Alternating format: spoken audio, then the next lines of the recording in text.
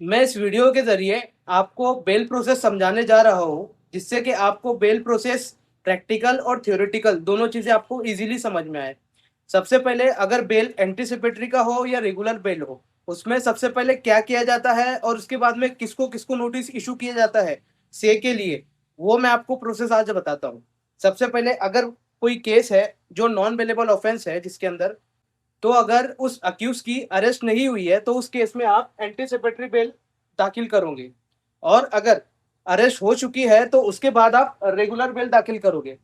उस regular bell को आप फाइल करोगे before the honourable session court. उसके बाद में अगर उसका जो प्रोविज़न है, अगर वो बेल जो है ट्राइबल बाय जेएमएफसी है, तो उसका जो जुरिडिक्शन है बेल अलाउ करने का वो जेएमएफसी कोर्ट के पास में है। तो सबसे पहले होता क्या है बेसिकली, जब आप बेल फाइल करते हो, आपको एक एप्लीकेशन ड्राफ्ट करना होता है, बेल एप्लीकेशन। तो चलिए जानते हैं किस तरह से बेल फाइल की जाती है। सबसे पहले आपका एप्लीकेशन ड्राफ्ट होगा, उस ड्राफ्ट एप्लीकेशन के बाद में ई कोर्ट के ज़रिए उसको ई फाइलिंग करनी होती है। थर्ड स्टेप जो आता है, उसका थर्ड स्टेप आता है कि कोर्ट इश्यू नोटिस करता है आईओ को।